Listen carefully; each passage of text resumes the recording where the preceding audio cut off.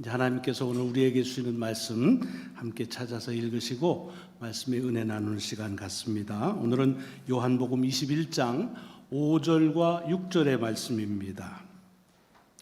요한복음을 통해서 함께 은혜 나누는 157번째 주일 요한복음 21장 5절과 6절의 말씀 같이 함께 봉독하시겠습니다. 시작. 예수께서 이르시되 얘들아 너희에게 고기가 있느냐 대답하되 없나이다. 이르시되 그물을 배 오른편에 던지라 그리하면 잡으리라 하시니 이에 던졌더니 물고기가 많아 그물을 들 수 없더라. 아멘. 아멘. 봉독한 말씀이 한 주간 여러분의 삶의 능력으로 앞장서 인도하시기를 주님의 이름으로 축복합니다. 예루살렘에서 부활하신 주님을 만났던 제자들의 이야기 이어서 그 중에 일부가 갈릴리에서 다시 주님을 만나는 이야기를 지금 쭉 이어가고 있습니다. 7명의 제자들이 어떤 이유에서 갈릴리로 왔는지 분명하진 않지만 그들의 이름을 보니까 다 대부분이 갈릴리 출신이에요. 그러니까 아마도 갈릴리가 고향이기 때문에 고향으로 내려온 것이 아닌가 생각을 해보는 거지요. 그러나 사실은 그들은 알지 못했지만 주님은 이미 그들을 갈릴리에서 만나도록 그렇게 약속하셨고 예고하셨던 것을 우리는 알 수가 있습니다. 제자들이 그것을 알고 온 것은 아닌 것 같아요. 왜냐하면 왔으면은 주님 오심에 대한 그런 기다림이 있어야 될 텐데 그렇게 와가지고 갈릴리에서 고기를 다시 잡는 것을 봅니다. 사실은 갈릴리가 그들에게는 주님 만나기 전에 고기를 잡으며 살았던 그런 터전이기도 하지만 이 갈릴리는 주님께서 그들을 부르시고 그들을 통해서 역사하시고 말씀을 가르치시고 했던 그야말로 예수가 그리스도이심을 경험했던 곳, 하나님의 나라를 경험했던 곳이란 말이죠. 그러니까 그곳에 와서 다시 고기를 잡는다고 하는 일이 제3자의 입장에서는 어째 저럴 수 있을까 싶은데 지금 오늘 본문의 흐름으로 보면 그들이 다시 고기를 잡고 있다 하는 얘기입니다. 그러면서 그들에게 주님이 나타나셨는데도 불구하고 나타나신 이가 주님이신 줄을 그들은 몰랐다고 되어 있습니다. 주님이 부르시죠. 얘들아 라고 얘기를 합니다. 말씀드렸지만 얘들아 라고 이렇게 홀대하는 것처럼 주님이 제자를 부른 건 여기밖에 없습니다. 다른 데서는 이렇게 부른 적이 없습니다. 여러분 요한복음을 읽으시면은 단어 선택하는데 조금 더 관심을 가지면서 본문을 보면 요한이 단어를 선택하면서 그 단어를 통해서 우리에게 주려고 하는 그런 의도가 많이 있는 것을 볼 수가 있습니다. 여기도 다른 데서는 한 번도 그렇게 불러본 적이 없는 우리 번역으로는 얘들아라고 되어 있지만 히라보로는 파이디온이라고 써 있습니다. 이건 무슨 소리냐면 어린 애들이라는 뜻인데 거기에는 철부지 같은 아이들이라는 뜻이 있습니다. 철부지가 뭐라고요? 이것저것 세상 물정 모르고 사는 철부지가 철부지입니다. 그렇게 부른 거예요. 여러분 여기에는 상당한 신앙적인 의도가 있다 말씀드렸습니다. 지금 갈릴리에 왜 왔는지 모르는 거예요. 주님께서 저들을 부르시고 다시 그곳에서 보자고 할 때 그 의도가 무엇인지를 알아야 되는 사람이 모르고 철부지처럼 다시 고기 잡는 일을 하고 있다라고 하는 것입니다. 사실은 제자들을 이렇게 하면서 뭐라고 할 형편이 못 된다는 말씀 드렸어요. 왜냐하면 제 자신을 봐도 우리가 이 교회가 갈릴리처럼 주님 만나고 주님의 가르침을 받고 주님의 역사를 경험한 곳이지요. 그러니까 교회에 오면서 왜 오는지를 분명히 알고 와야 되는 거예요. 마땅히 그래야 돼요. 그런데 어떠세요? 가끔씩 보면 저나 여러분들이 왜 교회를 다니는지를 잘 모르고 그렇게 행동할 때가 가끔 있어요. 안 그러신 분들은 뭐 다행이지만 그런 것이 이제 눈에 띄거나 제게도 그런 모습이 있다는 거예요. 마치 철부지처럼 도대체 신앙생활을 왜 하는지 교회 생활을 왜 하는지를 모르고 딴 얘기만 자꾸 하는 철부지와 같을 때가 있는 모습을 우리가 본문 속에서 알 수가 있습니다. 그런데 그들을 향해서 뭐라고 그랬냐면 너희에게 고기가 있냐라고 물었습니다. 여기 고기는 히라보에서 제일 많이 쓰는 단어는 익투스입니다. 그러니까 익투스라고 하는 건 고기 한 마리, 두 마리 이렇게 셀 수 있는 고기를 말할 때 익투스라고 씁니다. 만약에 주님께서 여기서 익투스라는 말로 고기가 있느냐라고 물었으면 그건 쉬워요. 고기 잡는 사람한테 고기 좀 잡았냐? 많이 잡았냐? 라고 물어보는 인사의 그런 건네일 것입니다. 뭐 그물 치는 어부가 아니래도 지나가다가 낚시하는 분 보면 뭐라 그래요? 아, 고기 좀 잡으셨습니까? 이렇게 물어보잖아요. 그게 상식적인 그런 것입니다. 그래서 고기는 익투스라는 말이 대부분으로 번역이 돼 있습니다.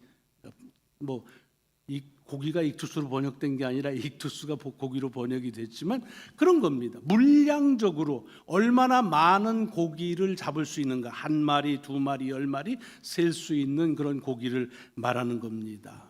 그러니까 어부들에게 있어서 이런 인사를 주는 건 상식입니다. 그러니까 그런 뜻으로 보자고 한다면 지금도 고기 잡고 있는 제자들한테 고기 얼마나 잡았냐라고 물어보는 인사처럼 들릴 수 있습니다. 만약에 그러면 그 인사에 대해서 대답하는 건 간결해요. 좀 잡았으면 아유 많이 잡았습니다라고 할 수 있고, 또는 못 잡았으면 아유 오늘은 뭐 바람이 불어 그런지 영 안 잡히네요. 뭐 이렇게 얘기를 할 수가 있는 거예요. 아주 상식적인 거예요. 그러니까 고기를 많이 잡으면 아유 고기 많이 잡으셨네요 라고 하면서 아유 고기 잘 잡으시네요 이렇게 칭찬을 얻을 수도 있고, 고기 못 잡으면 뭐예요? 속으로는 말하지만 아이고 이러면서 이제 그 얘기를 건네기가 머쓱할 때가 있습니다. 이게 고기 잡는 것만 그런 게 아니잖아요. 우리의 인생 자체가 그렇습니다.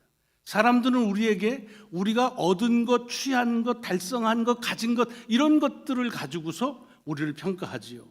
그래 70년 살면서 뭘 이뤄놨어? 뭘 얻었어? 라고 한다면 아 나는 이런 걸 얻었습니다. 이런 걸 이루었습니다 라고 하면 아유 인생 성공했네. 아이고 충청도 시골에서 오더니 그냥 성공 많이 했구나 이렇게 말할 수 있습니다. 반대로 아유 뭐 난 변변하게 가진 게 없어요 라고 얘기한다면 아유 뭐 하면 그랬나, 나이 먹으면서 나이값도 못하네 이렇게 하면서 인생의 실패자로 그렇게 말하기도 합니다. 다른 사람이 그렇게도 평하지만 우리 스스로 우리의 인생을 그렇게 평할 때가 많습니다. 그렇죠? 그것이 뭐냐? 익투스로서의 고기의 숫자를 헤아리는 것으로 사람들에게 묻는 그런 문안입니다. 그런데 오늘 본문을 보면 주님은 그 물고기를 잡았느냐라고 하는 그 물음에서 익투스라고 하지 않고 뭐라고 썼냐면 프로스파기온이라는 잘 안 쓰는 단어를 썼습니다. 요한이 그렇게 그 말을 쓰고 있습니다. 프로스파기온이라는 말은 무슨 뜻이냐면 고기는 고기인데 아주 진귀한 고기, 맛있는 고기 그런 겁니다. 여러분들 뭘 좋아하는지 전 조기를 좋아하거든요. 제가 그래서 심장 수술하고 난 다음에 우리 집 사람이 간호하면서 우리 딸한테 가서 조기를 좀 사오라고 그랬는데 얘가 조기가 뭔지를 잘 모르잖아요. 그래가지고서 이제 코리안 코너 가가지고서 엄마한테 전화하는, 거기 뭐 생선이 많으니까 그러니까 지 엄마가 물어보는 거예요. 앞에 있는 고기가 어떻게 생겼어? 그러니까 이쁘게 생겼어? 그러더라고요. 이쁘게 생긴 고기. 그렇지만 고기는 이쁘게 생기기도 하지만 맛있는 고기, 그게 프로스파기온입니다. 이게 신앙적으로 요한이 이 단어를 쓴 의도가 있는 거예요.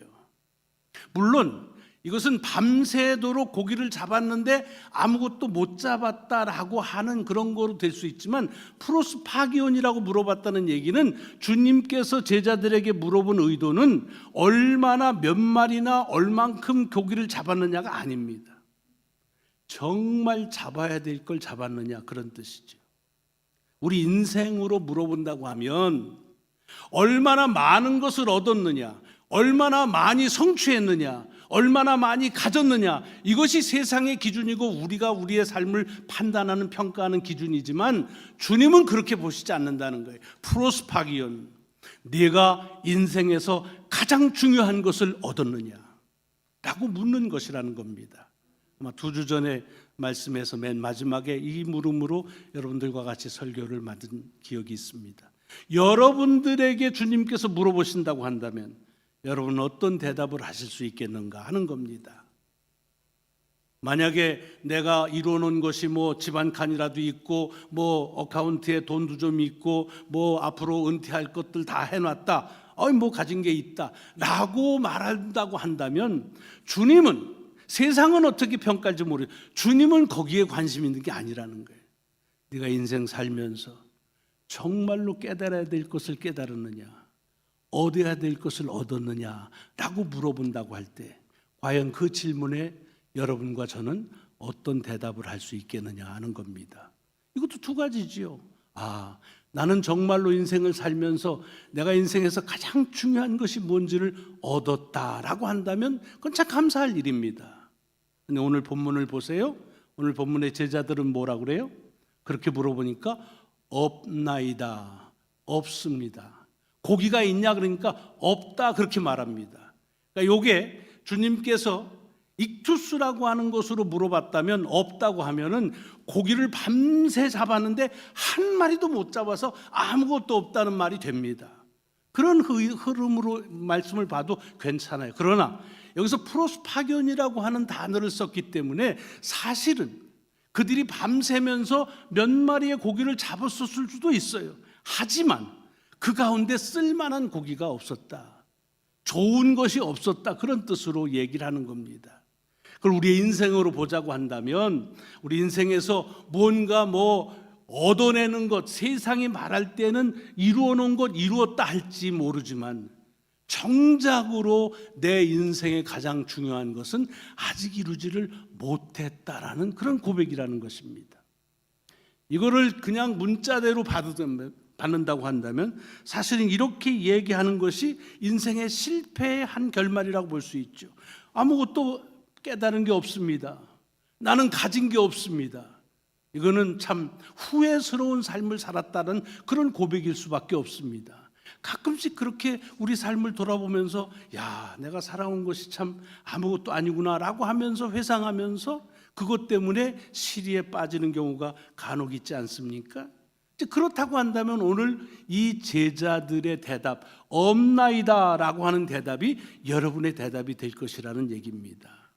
그런데 오늘 본문 속에서는 이렇게 아무것도 잡은 게 없다는 실패와 그리고 낙심과 그리고 절망의 고백을 한 제자들이지만, 사실 오늘 성경을 보면은 이런 낙심과 자기 스스로 아무것도 없다는 이 고백 때문에, 이 고백을 통해서 주님은 그들에게 새로운 삶을 시작하게 하신다는 얘기입니다. 오늘 복음서를 보시면 특별히 누가복음에는 두 가지 주님께서 하신 비유가 아주 극명하게 대조를 이루는 오늘 본문과 연관된 말씀이 있습니다. 누가복음 12장에 보면은 한 부자의 비유가 있어요. 그 비유가 뭐냐 하면, 어떤 형제가 있는데 아버지로부터 받을 유산 가지고 실랭이가 붙었어요.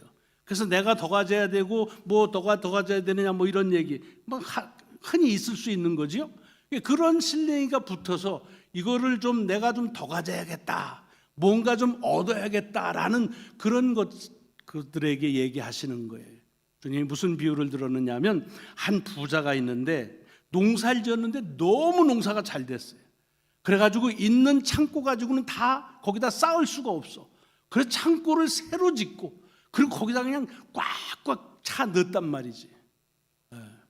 지금으로 말하면 막 은행 어카운트에다 꽉꽉 채 넣었단 말이에요. 금고에다가 쫙쫙 넣었단 말이에요. 그러면서 생각하는 거야, 이제는 여러 해 동안 별 걱정 없이 즐겁게 즐기면서 살 수 있겠다라고 그렇게 말할 때에 하나님께서 그에게 이렇게 말씀하실지도 모른다. 내가 오늘 밤 네 영혼을 도로 찾는다고 한다면 네가 준비한 것이 누구의 것이 되겠느냐라고 하시면서, 물질에 부요해도 하나님께 부요하지 않으면 아무것도 아니다라는 얘기입니다. 익투스, 아무리 그 물고기를 많이 잡았다 할지라도, 아무리 우리가 이 세상에서 성공했다고 하는 그런 어떤 것들을 이뤘다 할지라도 인생의 가장 중요한 것들을 놓쳐버렸다고 한다면 그건 소용이 없다라는 그런 말씀이지요. 반대로 누가복음 15장에 보면은 우리가 잘 아는 탕자의 비유가 나옵니다. 정확히 말하면 잃은 아들을 다시 찾은 아버지의 비유입니다. 여기 등장하는 건 둘째 아들이 주인공이 아니라 아버지가 주인공이에요. 그 이야기 잘 아시잖아요. 아들이 아버지로부터 자기의 그 유산의 몫을 가지고 나가는데 허랑방탕해서 다 탕진해버리고 그냥 쫄딱 망해버린 거예요. 돼지 우리를 치면서 돼지 우리를 먹으려고 해도 그걸 주는 사람이 없을 정도로 바닥을 친 거예요. 완전히 다 잃어버린 거예요. 그러고 났더니 그때 떠오르는 거죠. 아버지의 집으로 다시 돌아가자.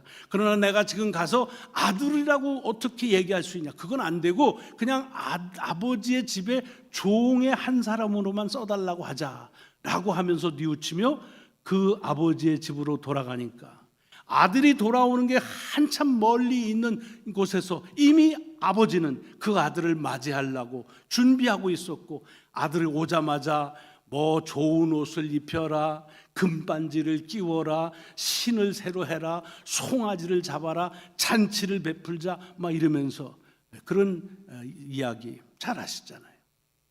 사실 그 이야기 속에서 이 둘째 아들이 나가가지고서 사업에 성공했다고 보자. 그럼 아마 집에 안 왔을 겁니다. 아버지 생각 안 났을 겁니다. 집으로 왜 가요? 자기 지금 잘 살고 있는데. 그러면 그냥 그 잘 사는 것이냐 하면서 아버지와의 관계는 그것으로 끝났을 겁니다. 그런데 완전히 모든 것을 잃어버리고 나서 비로소 아버지를 통해서 새로운 아들로서의 삶이 시작이 되었다는 얘기입니다.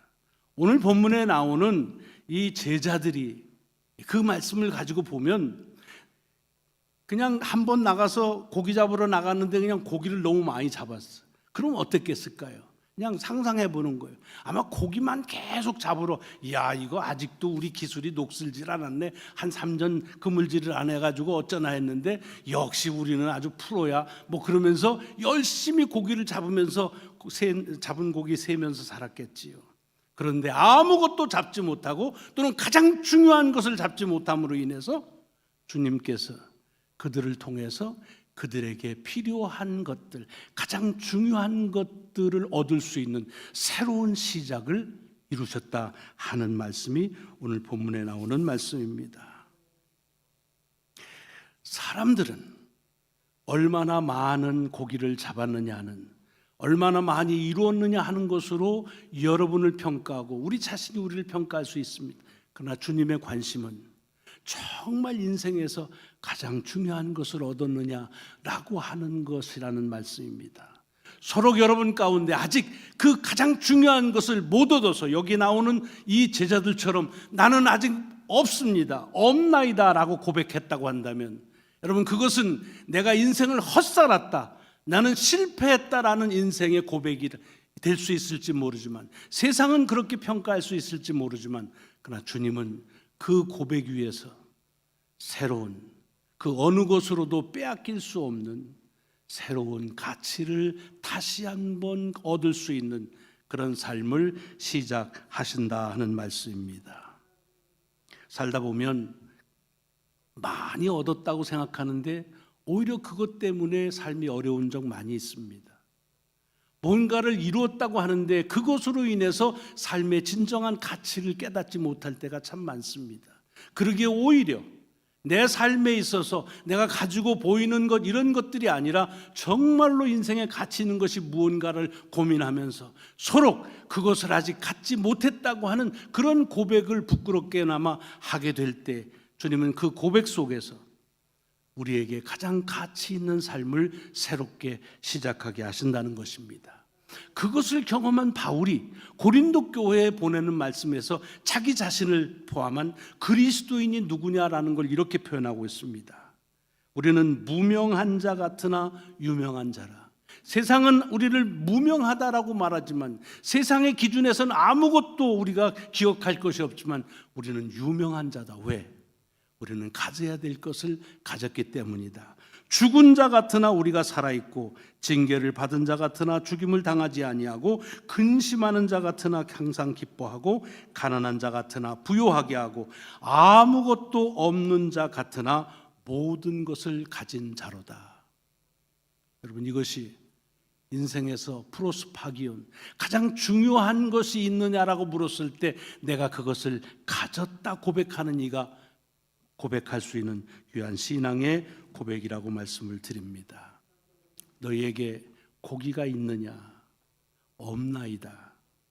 이렇게 말할 때 이 상황은 여기서 끝나는 것이 아니라 그 다음으로 이어집니다. 이르시되 그물을 배 오른편에 던지라. 그리하면 잡으리라 하시니 이에 던졌더니 물고기가 많아 그물을 들 수 없었더라. 우리가 없다고 고백할 때 주님의 있게 하시는 역사가 새롭게 시작되어진다는 것입니다. 오늘이 크라이스트 킹 선데이입니다. 오늘 교회력의 마지막 결론입니다. 그 결론이 뭐냐면 그리스도는 우리의 왕이시라는 말입니다. 왕이 누굽니까? 나의 모든 주권을 가진 자라는 겁니다. 나의 모든 것이라는 겁니다. 그래서 그가 베푸는 은덕으로 살아갈 수밖에 없는 것이 우리 신화된 존재라고 하는 사실입니다. 그것이 오늘 이 주일을 지키는 의도입니다. 오늘 우리가 결단의 찬송으로 부를 찬송이 375장 나는 갈 길 모르니라는 찬송입니다. 한번 좀 펴보십시오. 375장 옛날 찬송으로는 421장입니다.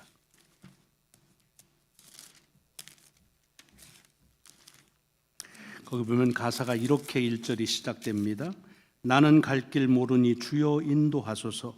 어디 가야 좋을지 나를 인도하소서. 어디 가야 좋을지 나를 인도하소서. 근데 여기 인도하소서라는 말에 영어의 번역에 보면 pilot me라고 되어 있습니다. pilot. 그럼 파일럿이 뭐예요? 조종하는 사람을 파일럿이라고 그러잖아요. 꼭 비행기 조종사만 파일럿이라고 말하지 않습니다. 배 도선사도 파일럿이라고 말합니다. 근데 이게 명사로 쓰면 뭐라고 그러냐면 조종한다, 배를 도선한다 그런 뜻입니다. 여러분 배가 큰 항구로 들어갈 때에는 그 큰 배가 스스로 엔진을 가지고 거기를 들어가지 않습니다. 들어갈 수가 없습니다. 그래서 옆에서 파일럿해서 그것을 인도해서 들어가고 다시 나오게 합니다. 그것을 파일럿이라는 말. 이 고백이 그거예요. Pilot me. 나는 내 스스로 이 세상에 가장 가치 있는 것이 무엇인지를 분별조차 하지 못합니다. 그러니 Pilot me. 나를 인도하셔서 그래서 나로 내 인생의 가장 귀중한 가치를 깨닫게 하소서. 그것이 오늘 우리들의 신앙의 고백이 되어야 될 줄로 믿습니다. 이런 생각을 가지고서 오늘 375장 결단하는 찬송을 함께 부르시겠습니다.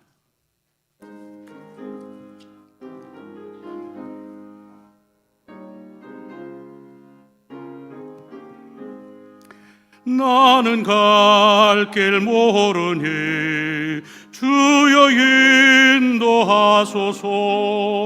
어디 가야 좋을지 나를 인도하소서.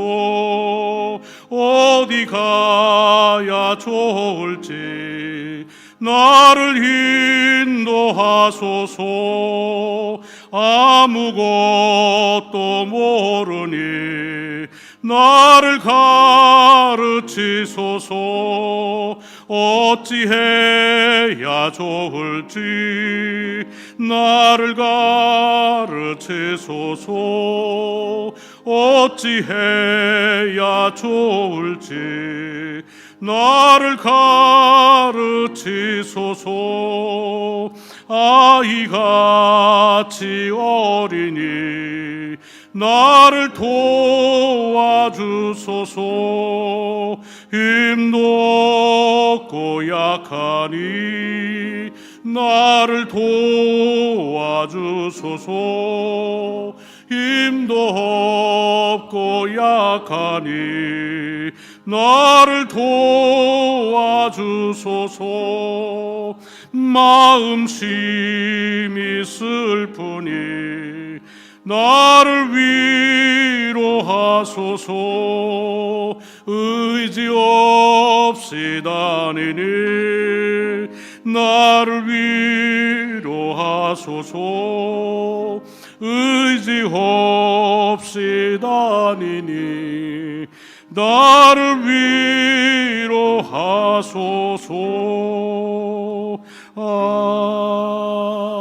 아멘. 제가 기도드리겠습니다. 어떻게 살아야 될지를 주님께 가르침 받고 성령님의 지시하심을 받고도 마치 철부지처럼 이 세상에서 우리가 세상의 기준대로 무턱대고 따라 살 때가 많습니다. 그래서 뭐 좀 가지면은 우쭐대고 못 가지면 자학하고 이루면은 기뻐하고 못 이루면은 슬퍼하고 이런 삶을 반복해 살아가는 저희들에게 오늘 다시 한번 제자들에게 물으신 주님의 귀한 물음 앞에 섭니다. 내 인생에 가장 가치 있는 것을 너는 가졌는가? 하나님, 그 질문에 나는 갖지 못했다고 하는 제자들의 고백, 오늘 우리의 고백입니다. 오히려 우리는 실망과 실패의 고백을 드리는 것 같지만 그러나 그 우리의 실망과 실패 가운데서 하나님의 우리를 향한 새로운 가치의 시작이 일어나고 있음을 다시 한번 일깨워 주시오니 감사합니다. 주님과 더불어 살아가는 새로운 날의 시작이 되는 귀한 날 저희들에게 맞이할 수 있도록 인도하여 주옵소서. 감사드리오며 예수 그리스도의 이름으로 기도드리옵나이다. 아멘. 아멘.